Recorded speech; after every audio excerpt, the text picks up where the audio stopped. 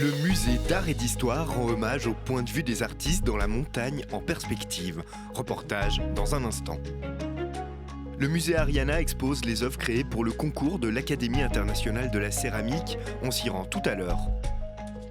Le GIF, le Geneva International Film Festival, débute cette semaine.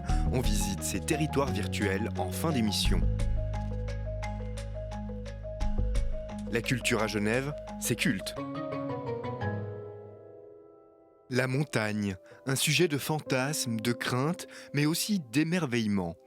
Sa représentation dans les tableaux est au cœur d'une nouvelle exposition à voir au musée d'art et d'histoire.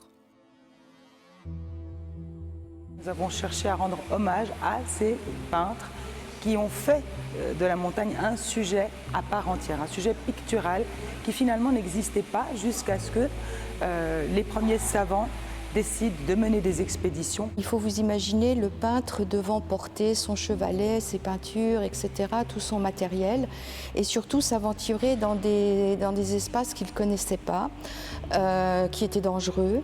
Donc il fallait être de bons, très bons sportifs, voire de bons alpinistes. Pour mettre en relief certaines des pièces conservées dans la collection du musée, l'exposition ne s'embarrasse pas de contraintes chronologiques. Les tableaux du XVIIIe siècle dialoguent avec des œuvres contemporaines. On a voulu montrer le regard du peintre sur la montagne. Et c'est ça donc le point d'ancrage de cette exposition.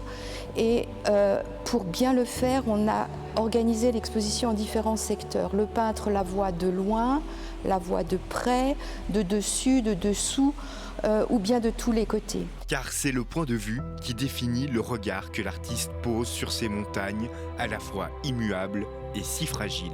C'est tout un rapport qui remet l'être humain et sa toute petite condition humaine face à la très grande échelle. Souvent, il se plaçait soit dans la vallée, soit sur un point de vue élevé, et de là, il montrait l'horizontalité, la majestuosité de ces monts, notamment le Mont Blanc, bien sûr.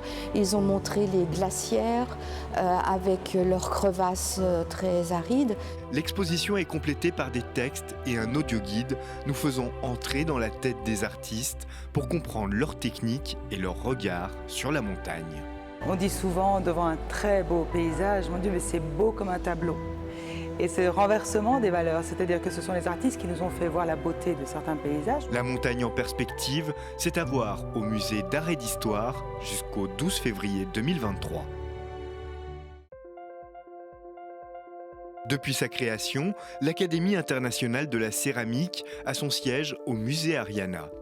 À l'occasion de son congrès qui s'est tenu il y a quelques semaines, l'institution genevoise expose les œuvres créées pour le concours adressé aux membres de l'Académie. Le thème du congrès est Melting Pot.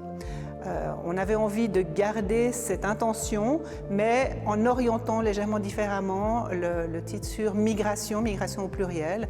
Et migration, ça peut se comprendre comme migration des peuples et des artistes qui vont travailler dans un pays, qui doivent quitter un pays suivant la situation. Mais c'est aussi la migration dans la céramique elle-même, des oxydes qui se déplacent au moment de la cuisson, qui migrent à la surface par exemple. Donc il y a vraiment plusieurs acceptions de ce thème migration et c'est ce qui nous paraissait intéressant pour ce concours. Tout cela incarné dans 33 œuvres créées pour l'occasion. Il y a des thèmes qui sont regroupés, il y a le thème du bateau, le thème de la maison, de l'abri, du voyage et de la nourriture qui ont été repris par plusieurs artistes et puis aussi des propositions qui nous ont surprises, étonnées, qui sont plus ou moins proches du thème migration bien sûr.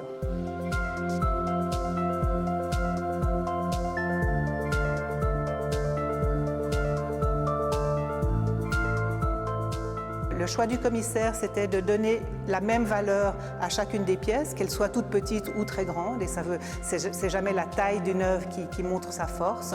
Et ça, c'était vraiment important. Voilà, que chacun ait vraiment une place. Après, une place qui peut dialoguer avec d'autres œuvres, bien sûr, mais une place pour elle. L'exposition Migration est à découvrir au musée Ariana jusqu'au 19 mars 2023. Ce week-end, le Geneva International Film Festival ouvre les portes de sa 28e édition. Outre les programmes de films et séries, le GIF donne, comme à son habitude, une grande place aux projets immersifs. Nous sommes partis à la découverte des territoires virtuels, encore en pleine installation. Les territoires virtuels au GIF, c'est un parc de création immersive. Situés dans la grande salle de la maison communale de Plainpalais, les territoires virtuels permettent de découvrir les dernières tendances en termes de création numérique et immersive. Des domaines qui évoluent très rapidement. J'aime bien dire qu'on arrive à une certaine maturité aujourd'hui avec les œuvres en réalité virtuelle, en réalité augmentée, en réalité mixte. Il n'y a plus tellement les questionnements, les empêchements, les contraintes qu'on pouvait trouver tout au début, qui étaient tout autant passionnantes à explorer. Et puis aujourd'hui, c'est vrai qu'on est face à une création très hétérogène, à des tendances qui ne sont pas tout à fait identifiable dans un seul et une unique catégorie au genre. Donc on a une palette de possibilités qui reste infinie et des récits très différents, du récit plus interactif au récit plus linéaire. Les artistes s'emparent aujourd'hui de ce médium pour en faire une vraie proposition artistique très cohérente avec la force et le potentiel du médium. En tout, ce sont une trentaine d'œuvres qui jouent avec nos sens. L'expérience immersive n'est pas seulement dans le casque. L'expérience immersive, elle commence quand le spectateur franchit cette porte et puis rentre dans ce lieu. Les aspects scénographiques et les aspects d'accompagnement des projets sont fondamentaux aujourd'hui et ne sont pas du tout négligeables. Des œuvres à découvrir seules ou en groupe dans les territoires virtuels du GIF, et ce jusqu'au 13 novembre.